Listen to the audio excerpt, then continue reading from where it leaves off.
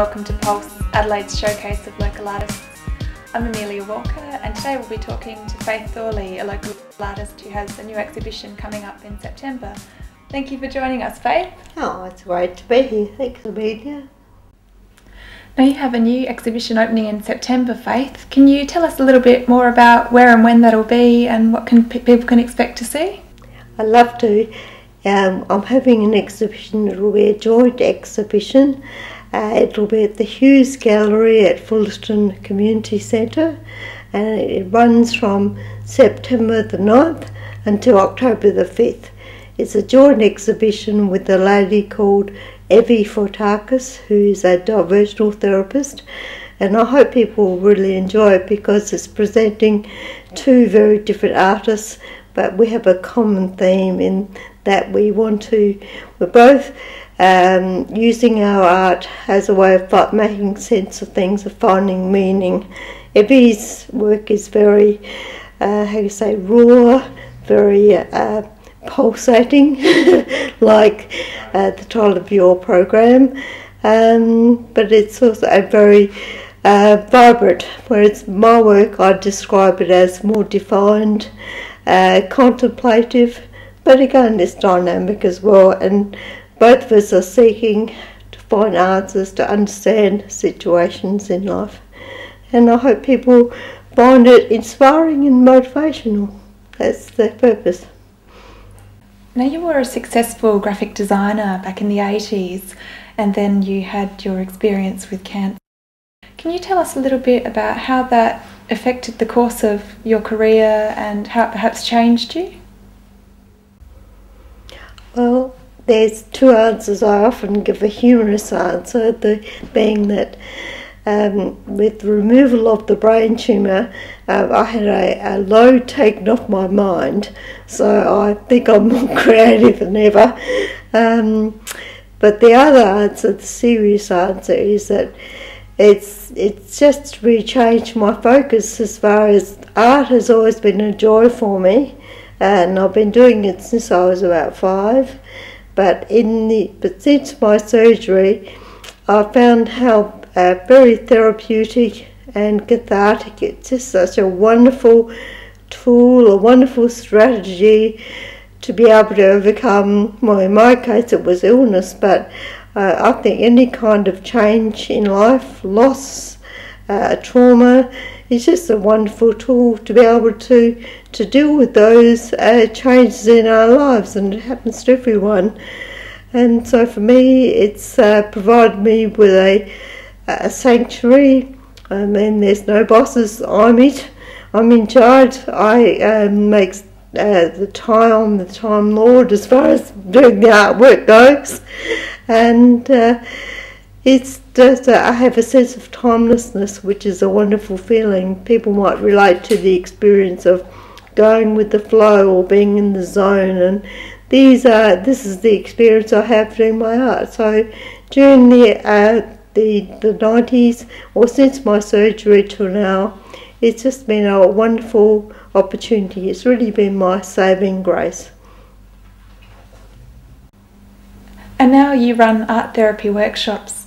Can you tell us a little bit about who those workshops are for and how people can book in to do them? Thank you. Yes, I'll be delighted to. The art therapy workshops are of two kinds.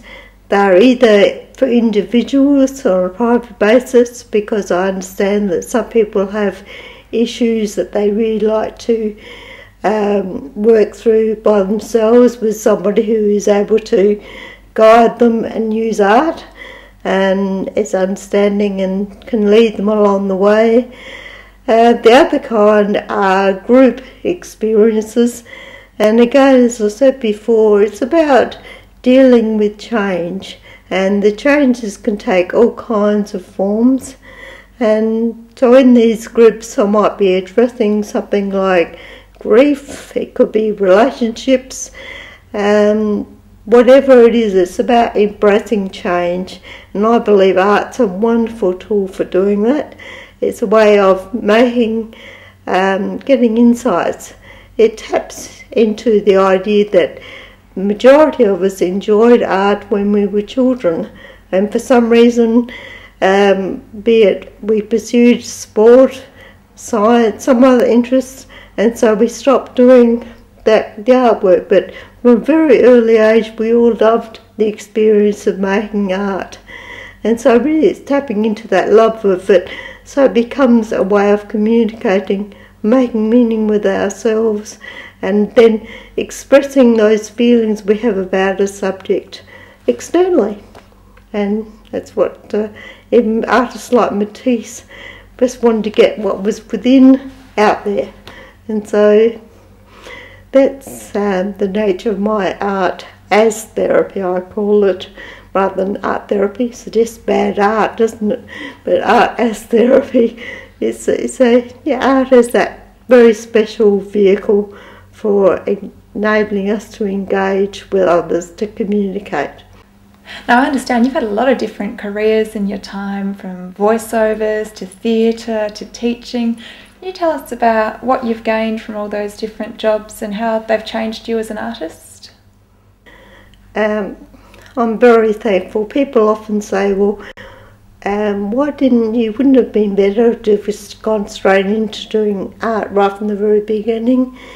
And I think I've thought about this a lot, but I think all these different careers, they've been little tastes of life, like a crystal with many faces, and it's just given me opportunities to provide a really rich foundation for doing the art. And I've done almost a science degree as well, so I'm very interested in sciences as well.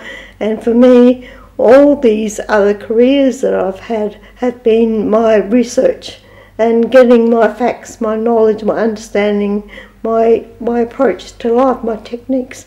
And so each time I create a painting or work with people, it's doing this research and preparation beforehand, which I then channel into the actual creation. So the creation doesn't take so long. It's about the preparation beforehand.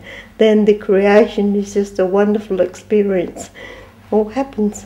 Joining us today, Faith, and for sharing your art and those fascinating insights. Oh, it's been my pleasure, and thank you for the opportunity to share this information.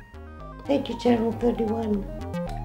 Thanks for watching, and for any more information about Faith's exhibition or anything else you've seen on Pulse, please check out our website, and we'll see you next episode.